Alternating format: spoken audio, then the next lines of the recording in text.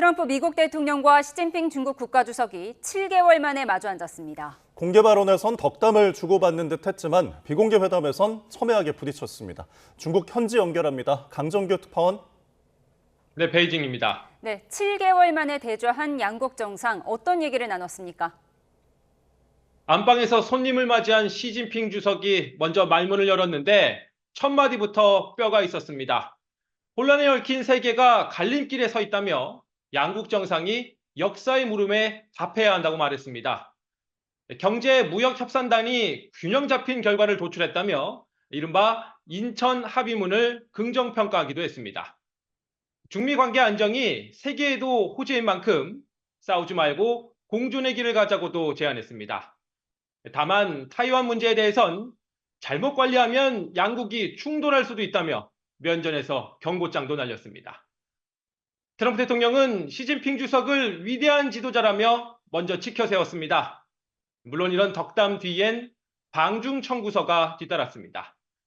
동행한 기업 대표들을 소개하면서 중국과 무역 상호주의를 강조했습니다.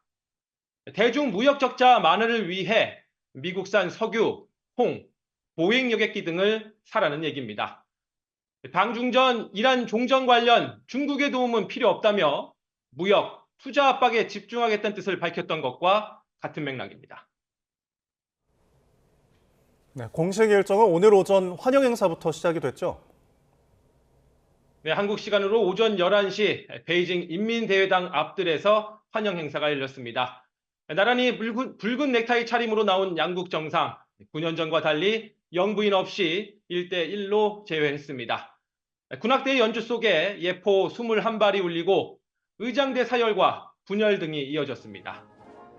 정상회담은 예정보다 10분 늦은 5분쯤부터 시작됐습니다. 회담은 2시간 15분 정도 진행된 뒤 오후 1시 40분쯤 끝났습니다. 이후 시진핑 주석은 트럼프 대통령을 따라온 미국 기업인들을 접견했습니다. 오후엔 두 정상이 중국의 옛 황제가 하늘에 제사를 올리던 천단공원에서 신교 일정을 소화했습니다. 9년 전엔 자금성을 통째로 비우고 만찬까지 했는데 이번엔 인민대회당으로 돌아와서 저녁을 먹습니다. 마지막 날인 내일은 시진핑 주석의 집무실이 있는 중난하이에서 차담과 업무 오찬을 이어갑니다. 연말 워싱턴에서 재회를 기약하게 될 텐데 시 주석의 방미 일정이 구체화될지도 관심입니다. 지금까지 베이징에서 YTN 강정규입니다. 9년 만에 중국을 찾은 트럼프 대통령의 방중단에는 외교 안보 핵심 강요는 물론 미국 기술기업과 금융계 거물들까지 총출동했습니다. 특히 현직 미국 국방장관이 대통령 수행 자격으로 중국을 방문한 건 반세기 만인데요. 이번 미중 정상회담의 무게감을 보여준다는 평가가 나옵니다. 워싱턴 신윤정 특파원입니다. 트럼프 대통령의 중국 국빈 방문에는 트럼프의 남자들이 총집결했습니다. 내각에서는 대중 강경파인 마코 루비오 국무장관과 함께 헤그세스 국방장관이 눈길을 끕니다. 현직 미 국방장관의 방중은 8년 만이고 대통령 수행 자격으로 중국을 찾은 건 무려 54년 만입니다. 중국의 타이완 침공 가능성이 중대한 안보 우려인 미국이 잠재적 적성국인 중국을 견제하면서 군사 문제도 논의할 거란 점을 예고한 것으로 보입니다. 스콧 베센트 재무장관과 제임슨 그리어 미 무역대표는 미중 무역전쟁 휴전 문제 조율을 맡을 것으로 보입니다. We're going to be talking with President Xi about a lot of different things. I would say more than anything else will be trade. 최근 트럼프 대통령과 관계를 회복한 일론 머스크, 테슬라 CEO를 비롯해 젠슨 황, 엔비디아 CEO, 팀 쿡 애플 CEO 등 재계 인사들도 대거 동행했습니다. 중국 사업 의존도가 높은 회사들인 만큼 이번 정상회담 결과가 글로벌 공급망과 반도체 산업에 미칠 영향에도 관심이 쏠리고 있습니다. 보잉과 골드만삭스 등 대표들도 포함돼 중국의 대규모 구매와 투자 보따리를 겨냥하고 있습니다. 트럼프 방중 기간 미국에 머물고 있는 제이디 벤스 부통령은 이란과의 협상에서 진전이 있다며 정상회담을 앞두고 힘을 보탰습니다. I think that we are making progress, that we've put a number of protections in place such that Iran will never have a nuclear weapon. 미중 정상회담 기대감에 국제유가는 2% 하락했고 뉴욕 증시는 반도체주 강세에 힘입어 상승했습니다. 이런 가운데 주미 중국 대사관은 타이완 문제를 비롯해 받아들일 수 없는 4대 레드라인을 거론하며 정상회담 전 삿바 싸움에 동참했습니다. 워싱턴에서 YTN 신윤정입니다. 미중 정상회담을 앞두고 중국과 연관된 선박들이 호르무즈 해협을 잇따라 빠져나온 걸로 파악됐습니다. 나무 피격 사건과 관련해 정부는 이란의 소행일 가능성이 큰 것으로 평가하고 현장에 기술 분석팀을 파견했습니다. 중동 현지 연결합니다. 조수현 특파원. 네, 아랍에미리트 두바이에 와 있습니다. 네, 중국 선박들이 호르무즈 해협을 언제 통과한 거죠? 네, 먼저 중국의 초대형 유조선 위안화후호가 미중 정상회담을 하루 앞둔 어제 이란 라라크 섬 인근을 지나 호르무즈 해협을 통과한 것으로 파악됐습니다. 또 중국과 연관된 다른 선박 4척도 지난 12일부터 이틀 사이 호르무즈 해협을 빠져나갔다고 외신들이 전했습니다. 위안화후호는 이라크 바스라 터미널에서 최대 적재량인 200만 배럴의 원유를 실은 상태인 것으로 추정됩니다. 이 선박은 이란 전쟁 발발 후 호르무즈 해협을 통과한 중국의 세 번째 초대형 유조선입니다. 호르무즈 해협을 빠져나갔지만 오만만과 아라비아해에 구축된 미군의 봉쇄망을 통과할 수 있을지는 불확실합니다. 최근 며칠간 미군의 봉쇄망이 구축된 해역에서는 유조선들이 유턴하는 움직임이 포착되기도 했습니다. 네, 우리 선박 나무호 관련 소식도 살펴보죠. 정부가 기술 분석팀을 현장으로 파견했다고요? 그렇습니다. 국방부가 나무호 피격 사건 원인 규명과 과학적 분석을 위해 어제 두바이에 기술 분석팀을 파견했습니다. 이 팀은 현장 정밀 조사와 각종 증거 자료 분석, 관련국 협력 등을 통해 정부 합동 대응반 활동을 지원할 계획입니다. 국방부는 원활한 조사 활동을 위해 파견 인원과 세부 활동 사항은 공개하기 어렵다고 밝혔습니다. 정부는 현장에서 수거된 나무호 공격 비행체의 엔진 잔해를 국내로 들여와 분석한다는 방침이어서요. 두바이에 파견된 기술 분석팀은 선체 파공 등 현장에 대한 정밀 감식에 주력할 것으로 보입니다. 정부는 나무호를 공격한 주체가 이란일 가능성이 큰 것으로 평가하고 이를 입증하는 데 주력하고 있습니다. 외교부 고위당국자는 이란 이외의 다른 주체의 소행일 가능성은 적은 것으로 보고 있다며 미국 측으로부터 정보를 입수해 함께 분석하고 있다고 설명했습니다. 네, 미국과 이란의 종전 협상이 교착 상태에 빠진 가운데 걸프국들이 이란의 보복 공습을 감행한 사실도 뒤늦게 드러나고 있는데요. 새로 들어온 소식도 있습니까? 네, 이번에는 사우디아라비아와 쿠웨이트가 지난달 초 이라크 내 친이란 민병대를 공습한 사실이 뒤늦게 알려졌습니다.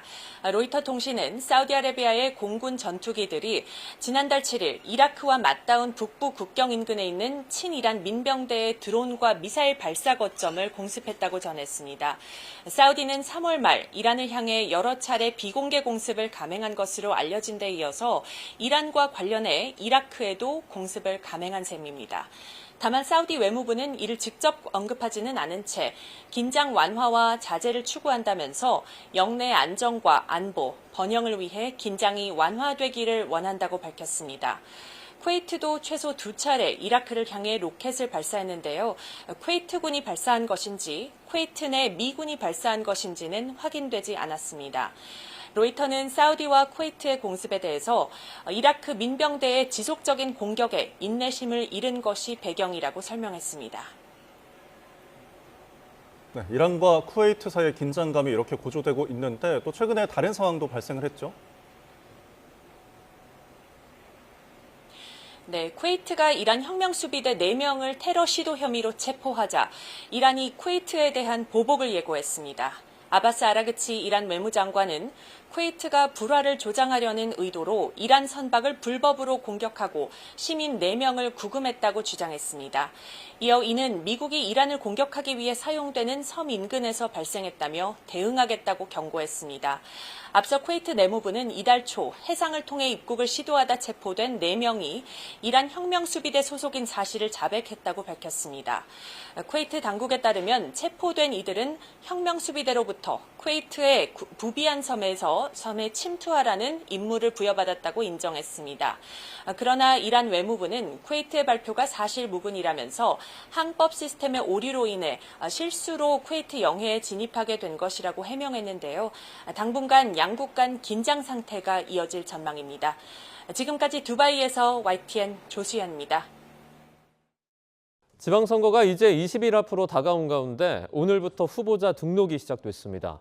핵심 승부처인 서울시장 선거에선 더불어민주당 정원호 후보의 과거 폭행 사건과 관련한 진실 공방이 최대 화두로 부상했습니다.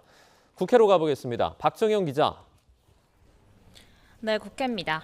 네, 서울과 경기, 부산, 대구 등 이 주요 후보들 속속 등록에 나선 모습이 포착되고 있는데요. 지역별 선거 상황 살펴보죠. 네, 오전부터 6.3 지방선거와 국회의원 재보궐선거에 나서는 후보자들이 등록에 나서고 있습니다. 대리인을 통하거나 후보자 본인이 직접 선거관리위원회를 찾아 등록 절차를 밟고 있는데요. 주요 격전제 광역단체장 후보들은 일찌감치 등록을 마쳤습니다.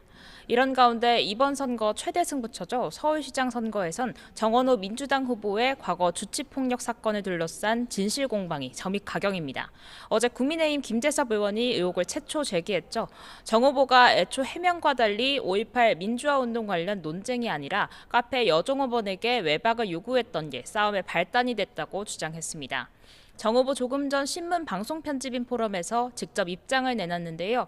속기록에 담긴 구 의원의 일방적 주장이 법원 판결문보다 효력이 크냐며 조작해봤자 돌아가는 건 법의 심판일 거다 일축했습니다.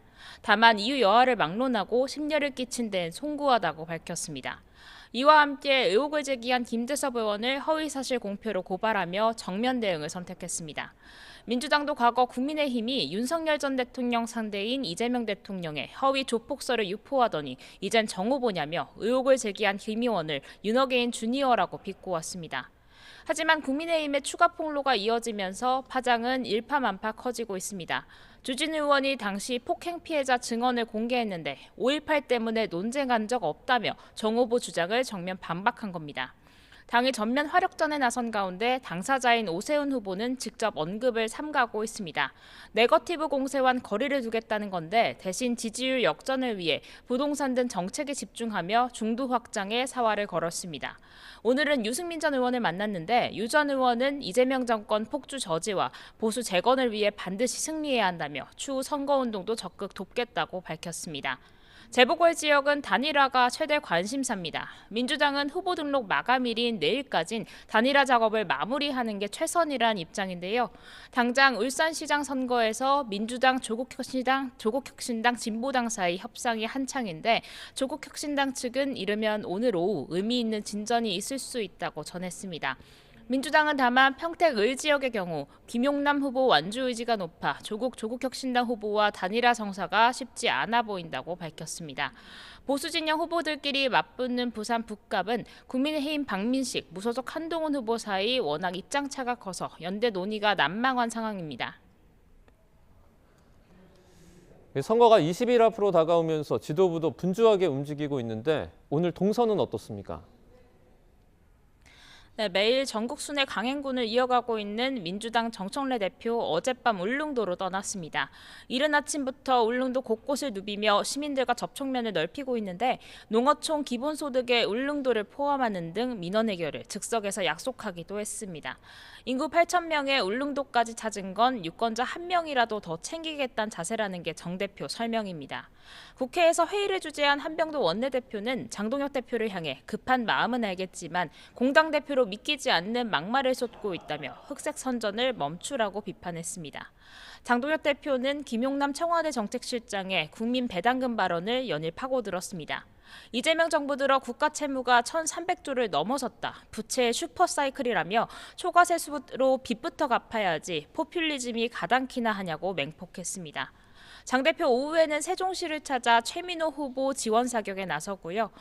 투톱 송원석 원내대표는 경기도로 향합니다. 연일 중앙 공략에 집중하고 있는데 장 대표는 모레부턴 전북 광주도 잇따라 찾을 계획입니다. 지금까지 국회에서 전해드렸습니다.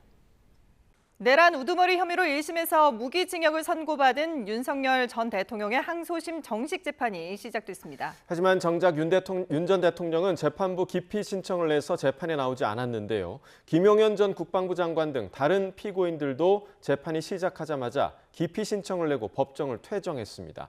현장 연결하겠습니다. 신규혜 기자. 네, 서울 고등법원입니다. 네, 윤 전 대통령이 오늘 불출석했다고요? 네, 오전 10시부터 윤 전 대통령의 내란 우두머리 혐의 항소심 첫 공판이 진행되고 있는데요. 윤 전 대통령 본인과 변호인단 모두 출석하지 않았습니다. 이유는 어제 냈던 재판부 기피 신청 때문입니다. 윤 전 대통령 측은 신청서에서 심리를 맡은 내란 전담 재판부인 형사 12-1부가 한덕수 전 총리 재판에서 윤 전 대통령의 혐의를 사실로 인정하고 이를 대외적으로 공표했다고 주장했습니다. 왜곡된 인식에 따라 예단을 형성하는 것으로 재판부가 불공평한 재판을 할 염려가 있다는 겁니다. 기피 신청은 다른 내란 전담 재판부인 형사 1부에 배당돼 있는데요. 재판부는 윤 전 대통령에 대한 부분만 따로 떼서 추후에 공판 기일을 진행하겠다고 밝혔습니다. 네, 현재까지 재판은 어떻게 진행되고 있습니까? 네, 재판은 윤 전 대통령 없이 나머지 피고인 7명만 있는 채로 시작됐는데요. 김용현 전 장관 측이 재판이 시작되자마자 기피 신청을 검토하게 해달라고 요청했습니다. 재판은 5분간 쉬는 시간을 가진 뒤 재개됐는데 김 전 장관뿐 아니라 노상원 전 정보사령관, 김용군 전 대령 측도 기피 신청 의사를 밝혔습니다. 특검은 소송을 지연하려는 목적이 명백하다면서 법정에서 바로 신청을 기각해달라고 재판부에 요청했습니다. 재판부는 잇따른 기피 신청에 유감이라고 밝히긴 했지만 정식으로 결과를 받아보는 게 명확성 측면에서 낫겠다면서 특검의 요청은 받아들이지 않았습니다. 결국 재판은 조지호 전 경찰청장 등 경찰 관계자들만 남은 채로 진행되고 있는데 오전에는 특검에서 항소요지 진술을 마치고 지금은 조지호 전 경찰청장이 항소요지를 진술하고 있습니다. 지금까지 서울 고등법원에서 YTN 신기입니다.